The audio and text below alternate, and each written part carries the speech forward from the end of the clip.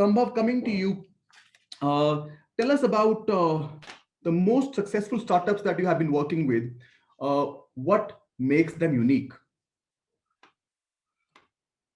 and what makes them successful? Interesting. So we have had startups that were working out typical Amazon Google story in the making, working out of a room in Rohini, single DDA flat room, one person team. We got the accounting data from them, which was hardly any data, and but a typical co-founder instinct, right? It's into a digital marketing space. Uh, it had a vision of simplifying digital marketing, specifically around the education space. That was the vision it was working with. Today, it's a 400 plus employee company, above 100 crores turnover, looking forward towards a SME IPO in near future. Similarly, there was this cloud tech startup that started off just next. We started off with 91 Spring Boot. That was a co-working space. So luckily, we had a lot of clientele from that space early on.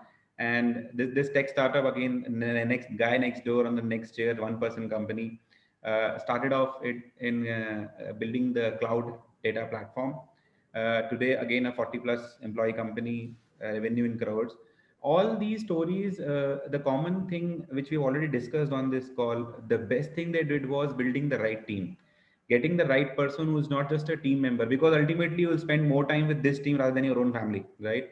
Ultimately your mind will be working more on this idea rather than when you go back and spend time on yourself. So if you are not accepting what you are working, or if you're not aligned to the idea of that founder or the startup, it's going to be a recipe for failure.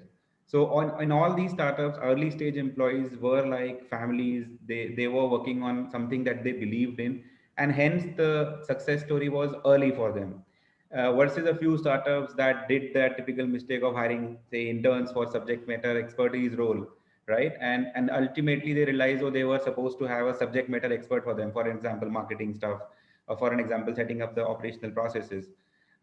So typically this has been the journey where there have been startups who have come with this problem of the founder being astonishing. I mean, but he struggled on building the right team, and he struggled on getting the processes in. And once those are sorted, most of them have gone on to a path of success stories. Mhm.